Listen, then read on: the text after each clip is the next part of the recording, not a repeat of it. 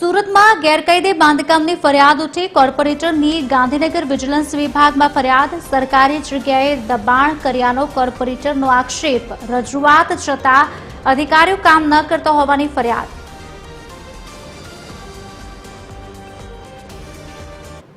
બે વર્ષ પહેલા અનલીગલી જે બાંધકામ થતા હતા અને પ્રજાની રજૂઆત હતી કે નરેન્દ્રભાઈ એટલા બધા જો બાંધકામ અનલીગલી થતા હોય તો આપ કેમ કંઈ કરતા નથી। ત્યારે પણ મેં 2 વર્ષ પહેલા રજૂઆત કરેલ છે।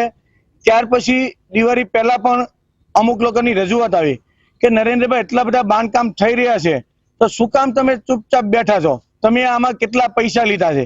અરે ભાઈ, મેં પૈસા નથી લીધા, મારે શું કામ બાંધકામમાં પડવું? હું બાંધકામમાં પહેલેથી પડ્યો પણ નથી। તો પછી મને એવું લાગ્યું કે ભાઈ મારા નામનો ગેરઉપયોગ અધિકારી કરી રહ્યા છે, એટલે ના છૂટકે પછી મારે અધિકારીને મેં દિવાળી પહેલા રજૂઆત કરેલી છે કે બેન આ નામનો મારો ગેરઉપયોગ થઈ રહ્યો છે અને ગેરઉપયોગ થઈ રહ્યો છે તો તમે તાત્કાલિક નિકાલ કરજો। જો દિવાળી પહેલા નિકાલ નહીં કરશો તો હું કાયદેસર આગળની કાર્યવાહી કરીશ। સૌથી વધુ જોઈએ તો સુરતના પૂણાગામ છે, સણિયા છે, આ બાજુ કતારગામ વિસ્તારની ઝોનની અંદર કોસાડ, અમરોલી, સાપરાપાઠા વિસ્તારની અંદર છે।